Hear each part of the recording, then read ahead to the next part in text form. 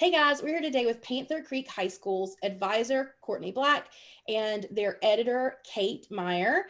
So welcome to both of you. I'm glad you're here. Can we start, Cate, by you sharing your full name and the spelling as well as the grade you're in? I want to make sure I get that right. All right, so my name is Cate Meyer. It's Catemeyer, and I'm a senior. All right. Now, how many years have you been doing yearbook? I've been doing yearbook, this is my third year, so I've been doing it since my sophomore year. Great. So one of the things that I've noticed about your yearbook is that you guys do a fantastic job of writing captions. A lot of times I see schools struggle with caption writing, and I was wondering if you could give us a little insight into what makes your captions so strong in your book. So what makes our captions so strong is the fact that when we're interviewing, we always ask more than what we need to know. So our goal is always to get as much information as possible, even if we have to cut that information out. So we try to make sure we answer the 5 W's and the H when we're asking those questions. So we always try to make sure that our questions are not just ones that can be answered with a simple yes or no or one sentence. So we always ask why, and we ask why it's important that this is included in the book.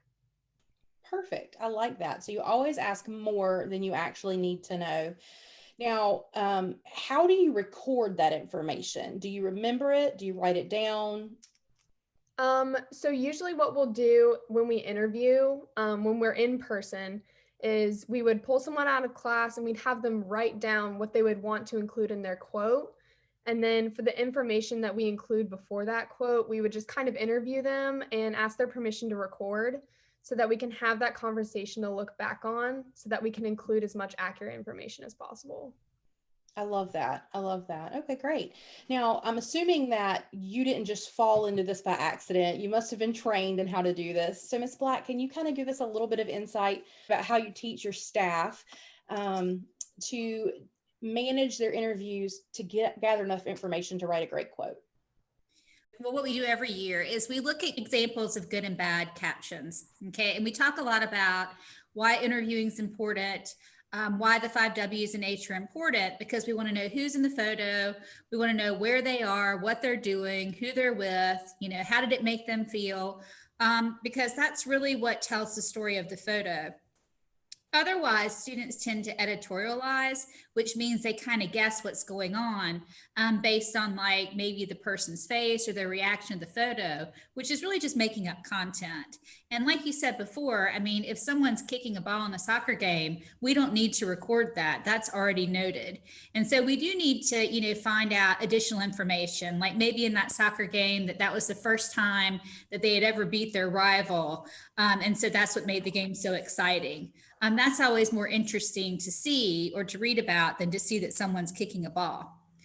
Now, not to say that we don't sometimes have captions like that. Some students aren't as very forthcoming with information, but we do try to make sure that we add in details. And my editors are pretty good at pointing out, this is made up, this is editorializing. You need to go back and get the details because we can't print this. And so that's what we really that's what we strive for. Great. Cate, whenever you're interviewing students, do you ever find that you ask a question and you're faced with just like a blank stare from the person you're speaking to? Yes, that has happened many times. How do you combat that? If they look like they're confused with the wording of my question, I try to kind of like reword it and break it into smaller questions. Like sometimes it is a little overwhelming. Like I understand when I was a freshman and I was being interviewed, like sometimes I'd be like, whoa, whoa, whoa. That's a little too much information that was just thrown at me. So what I try to do is instead break it up into smaller questions and just kind of ask them to relax. It's just a conversation. I don't need to print anything that you don't want me to print. I'm just kind of trying to get to know you as a person and get to know your story. So I kind of try to step back and come from their perspective and kind of make things a little bit simpler for them. It's easier to have a lot more simple questions than have one large, complicated one. That's a really good point. I feel like too, you're a senior, you've been doing this for a few years. You've probably gained a lot of comfort in going out and speaking to people you don't know. What advice would you give to new yearbook staffers who are maybe approaching this for the first time? It's the first time they've ever gone out to interview someone that they don't know. So I know when I first started interviewing, I was definitely a lot more nervous and not as confident in my interviewing skills. And so it took a while to kind of pick that up.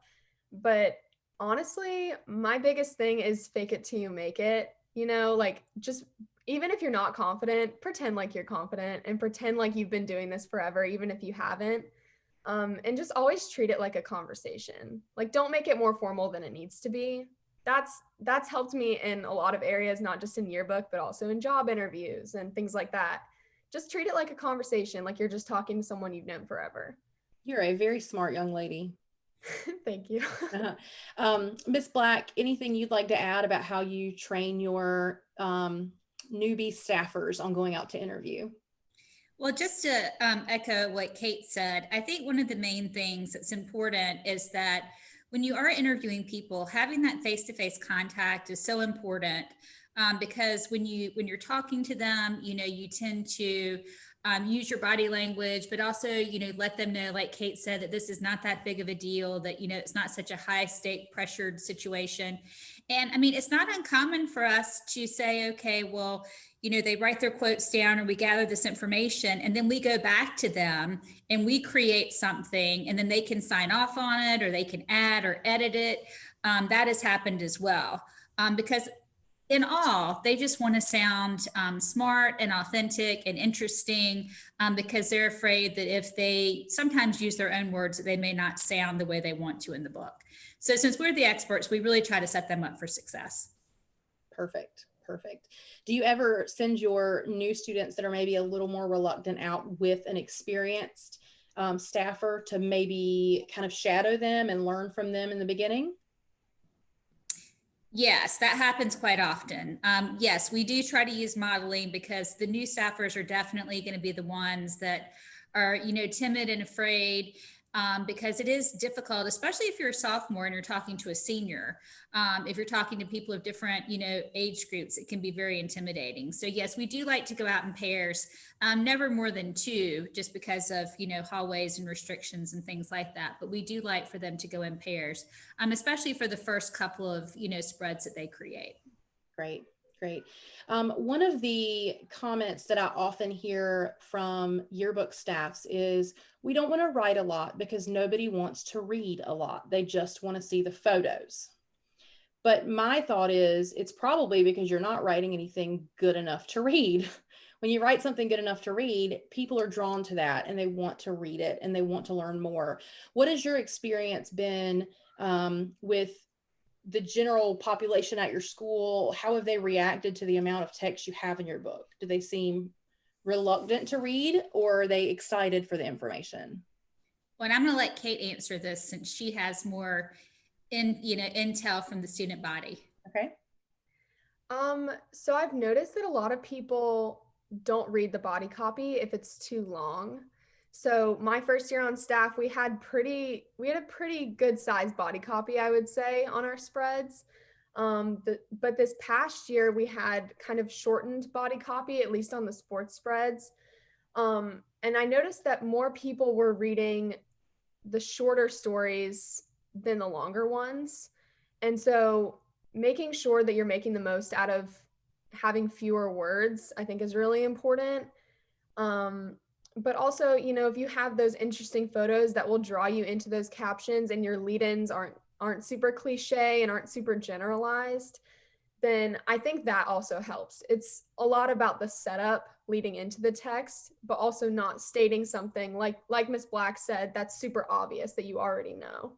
Right. So it's kind of learning more of a story rather than just reading about what you can already see. A little inside insight into what's happening. Right. Perfect.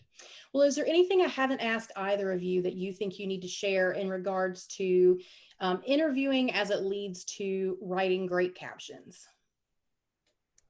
I think that going into an interview, trying to get as much information as possible is really important. But if you have to go back to that person, it's not a big deal. It's better that, you have to interview someone multiple times to get the right information than for you to just be satisfied with the first answer you get. So I think just don't be afraid to, ask, be like, hey, I really need to talk to you and clarify some things that you said in our last interview. Do you mind if we meet again or we talk again? That's not a big deal. It's better that you do that than just leave it how it is. Great. And we know one thing we always talk about is that what we're really creating, we're creating really a strong history book. And so we want our information. We know there's no such thing as a perfect yearbook, but we want it to be as accurate as possible. So getting those minute details to determine its accuracy is important to us. Thank you so much to Cate and to Mrs. Black for sharing your knowledge on caption writing.